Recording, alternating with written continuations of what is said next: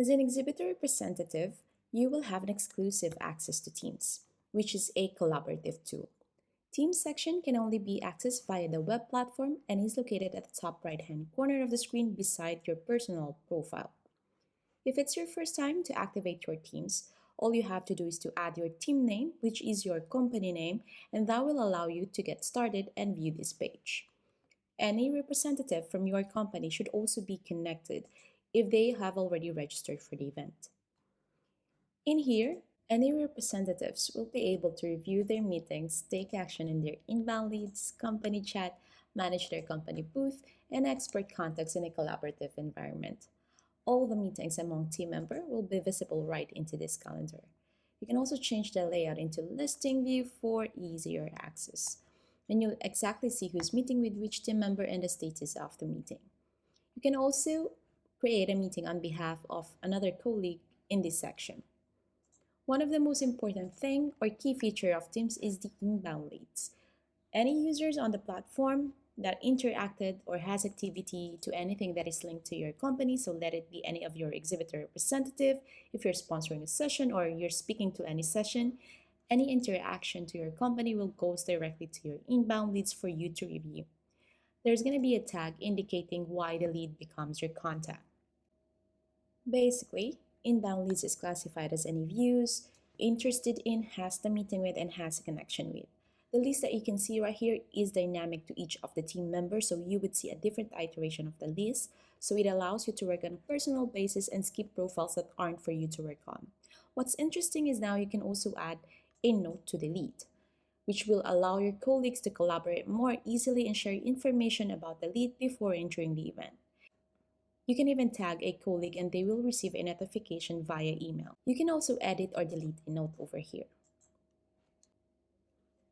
So a lead becomes a contact when there is a mutual interest or mutual connections. Either you accepted in meetings or you show interest back. And again, there's going to be a tag explaining why a certain user becomes your contact. The key difference of a context is that you can export it, however, an inbound leads cannot, as they are considered soft leads. So you need to take action by making a connection or sending out meeting requests, and that will move to your My Reviewed list. So it's really important that you guys work together when you see a lead come in, and all your connections or contacts can be exported right into this section.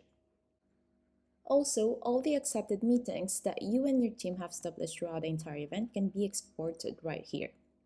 If a user sends a message to the company chat via the sponsor's booth, this will appear right into this section.